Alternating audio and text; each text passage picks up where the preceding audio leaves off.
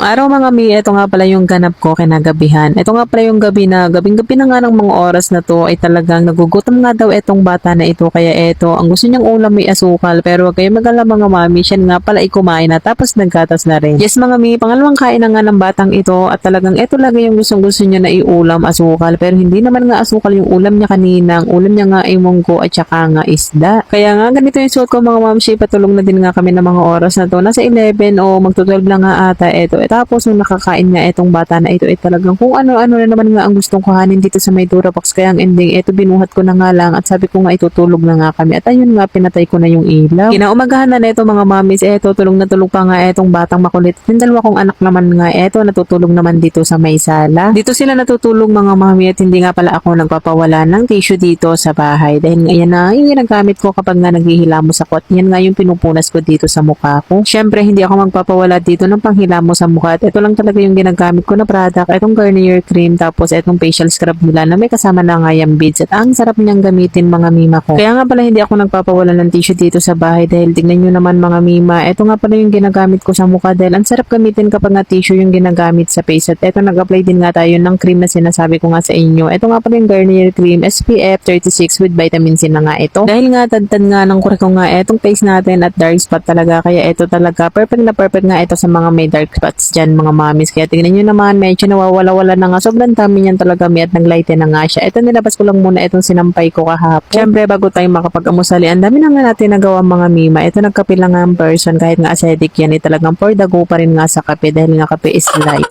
Siyempre mga mi, pagkatapos natin mag-amusali, siyempre bakbakan trabaho na naman nga ito sa bahay. Ito nga pala, unahin ko lang muna nga itong mga artificial plant ko dahil nga napuno na nga ito ng gabo.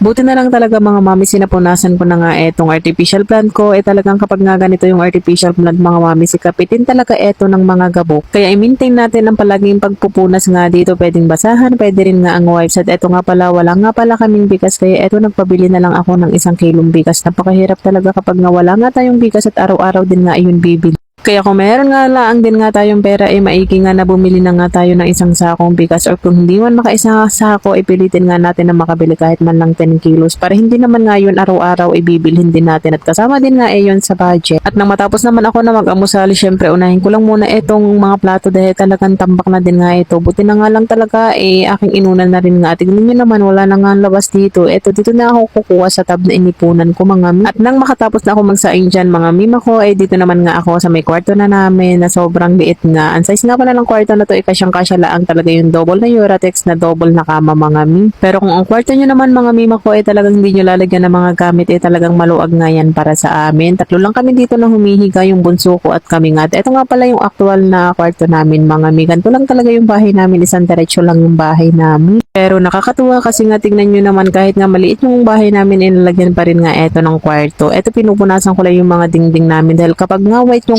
color kapitin nga ng mga gabok. Ito nga pala mga mima ko yung actual na bahay namin. Maliit lang siya pero ang mahalaga comfortable kami at saka meron kaming peace of mind. Kaya sa mga may pamilyado dito mga mamis, huwag nyo isipin na hindi nyo kayang isipin nyo ikaya nyo at kahit nga maliit nga lang yan, kahit papag nga lang yan, ang importante talaga nakapukod ang isang pamilya. Siyempre, hindi kayo Pilipino kung hindi nyo talaga gagawin itong ginagawa ko. Ito nga pala yung tissue na ginamit ko tapos ipupunas ko lang talaga yan sa mga gas stove, sa mga lamesa at paano ba yan mga mamis? Nandito na lang muna itong mini vlog ko.